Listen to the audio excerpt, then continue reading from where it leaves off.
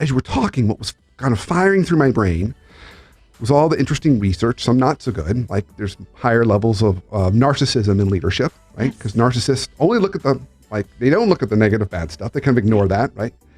And then all of a sudden my brain flipped over to another weird place. And I thought about, when they would talk about, I'm a big baseball fan, so you have to bear with me. But when they talk about successful closers, the people who come in at the end of a game and they close a game, they say they have to have a short memory to be effective. Okay. In other words, you can't linger on the fact I just gave up 8 runs last night because I've got to come out again tonight. I got to pretend like that never happened. Right. So it's interesting because almost to be successful, you have to spend more time on positive self-talk and telling yourself and locking away all those mistakes and all those not so good behaviors to help you be successful, I would think. And yet that can be a derailer by itself because that leads to more narcissism, etc. So it was more of an observation. How do you wrestle with that when you're dealing with an executive who, they do a lot of positive self-talk, and that's probably what got them there. And now you're saying, okay, but we should look at the whole picture. Is that a difficult conversation to have with them, or do they seem pretty receptive to that? It depends on who they are. I'm thinking of a CEO of a Fortune 100 company I was talking to a few years back when I had to give him the results of his Live 360. And he literally said to me, what difference does it make? Do you have any idea how much money I make? Do you have any idea what our share price is at? So he was going to all the externals, which were pretty impressive, of course, to let me know that regardless of what the feedback was going to be, to him it wasn't going to make any difference.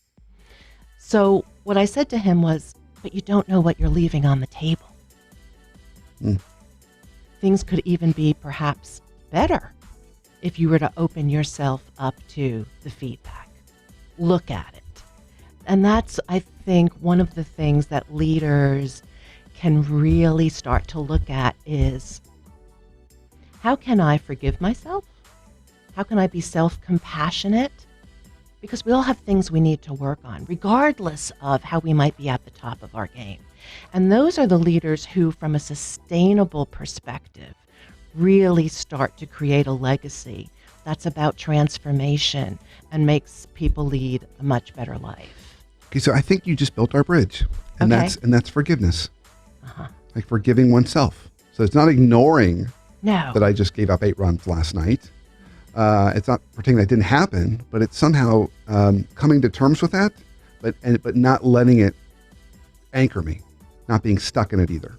Coming to terms and moving on in a productive way. Yeah, exactly. Letting that not be the albatross. Okay, so that's the answer. Okay. Okay, so how do we get there? I keep on going back to connection, right? Yeah. I mean, forgiveness is a lifelong journey. We all have things that nip at our heels, that are hard to forgive. And I think it's who we surround ourselves with. What kind of tribe do we have?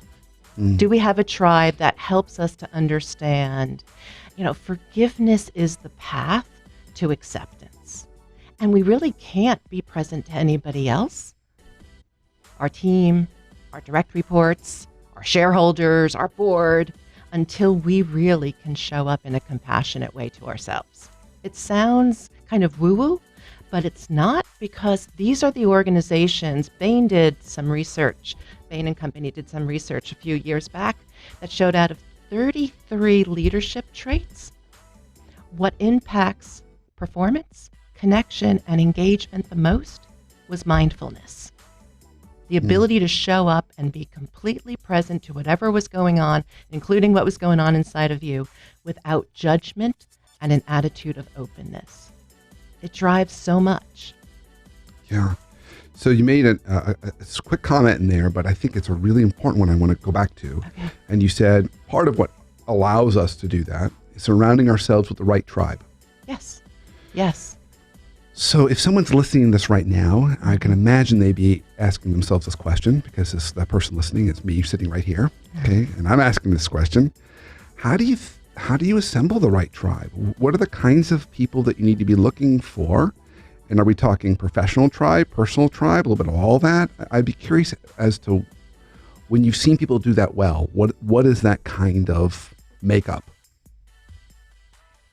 I think, Brandon, it starts with people who are also willing to be rigorously self-honest. We don't want to surround ourselves with mini-me's. So I'm not saying, they have to look just like you, think just like you, feel just like you. I mean, the people who give me honest feedback are oftentimes very different from me in many ways, except with one exception, that they're willing to go on the journey as well. Right. So the leaders that I see who are building highly engaged, highly connected, highly successful organizations are those who want truth tellers around them, and people who are also willing to be open with their stuff. We don't want to be around people who are careless with us.